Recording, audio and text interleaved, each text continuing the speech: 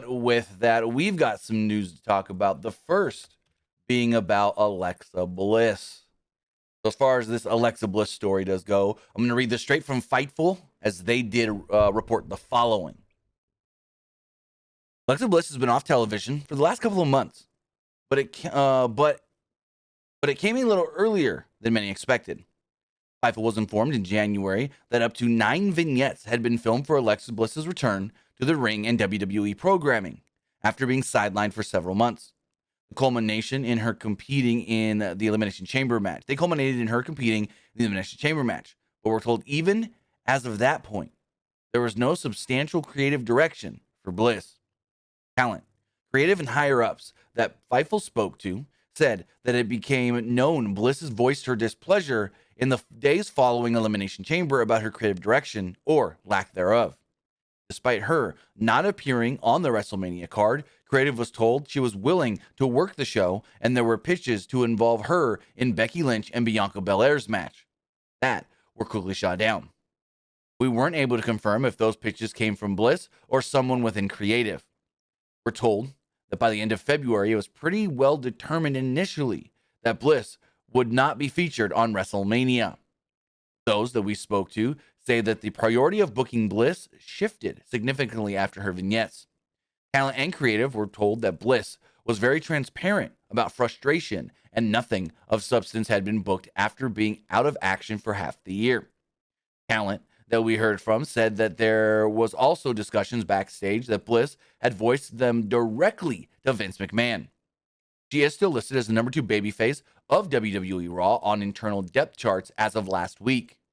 We haven't been informed on if there are any imminent plans for her return, and Bliss is currently on her honeymoon. This is very interesting that, the last time we saw Bliss before, the therapy vignettes were Extreme Rules 2021. She worked Charlotte Flair for the belt, and she had the freak out moment when Charlotte ripped up Lily. Then we didn't see her for months, maybe like 6 months at that point. Then she showed up doing the therapy vignettes and all that stuff, and then she was in the chamber. She was in the number 1 contenders Elimination Chamber match. She got really good shine in that match. She got to look good, ultimately being the last 2 in the match with Bianca Belair, and then getting pinned by Belair, who ultimately went on to WrestleMania to become the new women's champion. Nonetheless,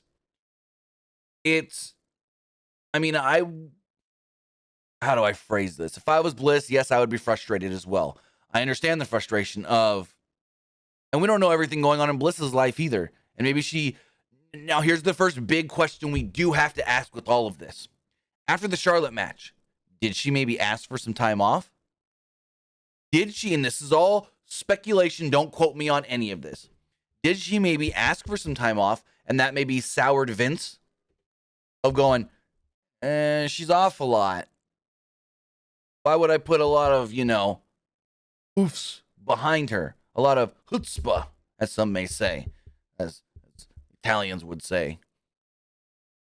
But, that's one option we can, I don't even like to say assume, because assuming, what is that? It makes an ass out of you and me. But if we're trying to think, what could have led to WWE start and stop here with her in 2022? That's the biggest. It's the start and stop in 2022. They ramped it up, and it also says here, or something about the vignettes where things changed. Where was that line? Those that we spoke to say that the priority of booking Bliss shifted significantly, hence, on the word significantly, after the vignettes. So I don't know if they didn't like the vignettes. Maybe they didn't like the fan reactions to the vignettes. That's another big question. Why did things shift significantly after the vignettes? And is that shift in a good way? Is that shift in a bad way? Again, there's still a lot of vagueness here that, the report here from Fightful is vague, but it's also probably that the info they got was pretty vague as well. That they got a lot of good info here, but maybe they didn't get some of these pressing questions, some of the answers to these pressing questions. So it's like, okay, Alexa's on her honeymoon. She just got married to singer-songwriter Ryan Cabrera. Congratulations to those two. They had a great wedding, it looked like. They had a lot of friends and family and just a lot of people there from the videos that got posted online, but nonetheless, digress. We don't know how long she's going on this honeymoon, and we don't know when she's going to be back on TV. Fightful even says there's no word on when she will be brought back.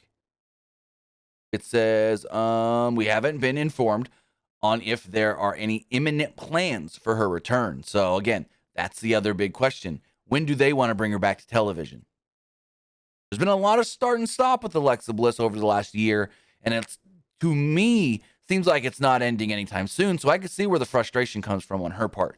I can see where she can be mad and upset. And apparently, according to this, some think that she went straight to Vince with it. That she went straight to Vince.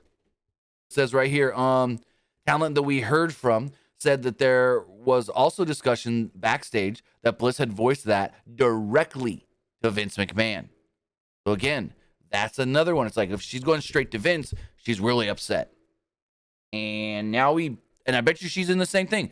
We as fans sit and wait, and maybe she's also in the sit and wait, which is unfortunate, which is very unfortunate for Alexa Bliss, who is so talented. She's a great athlete. She's good in the ring. She's one of the better females they have on the microphone cutting promos. So it's like, overall, this is not a positive for WWE keeping Alexa Bliss out. Again, we don't know what has led fully to this decision, but if it's just we've tried some different things and it's not all quite working, let's go back to the drawing board. Couple more months of planning. Couple more months of coming up with ideas and seeing who likes them and who doesn't. It's like, what the hell is going on here? What the hell indeed is going on here with Alexa Bliss? This is not good to hear. She's frustrated.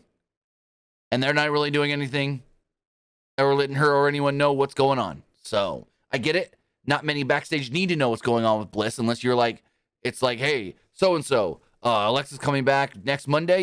You're working her, this and that. It's a program going to lead to, I don't know, Money in the Bank pay-per-view, blah, blah, blah. Just saying. So, no, Melvin's over here. Alexa Bliss to AEW confirmed. No, we can't say that. We can't.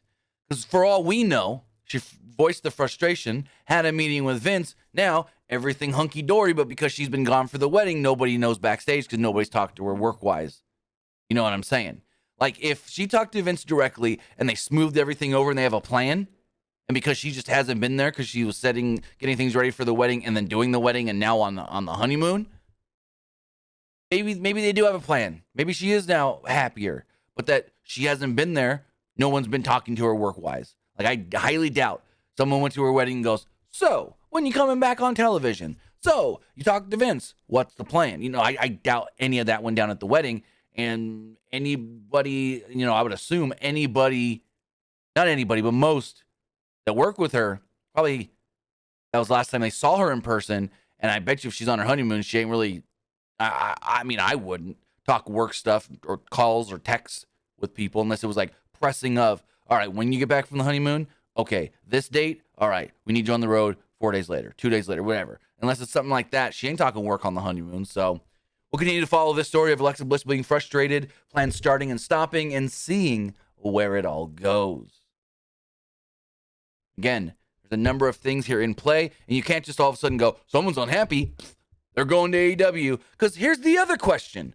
What if Alexa's unhappy, leaves WWE, but doesn't want to go to WWE? Maybe she takes a break from wrestling. Who knows? We just have to sit and wait and gather more information.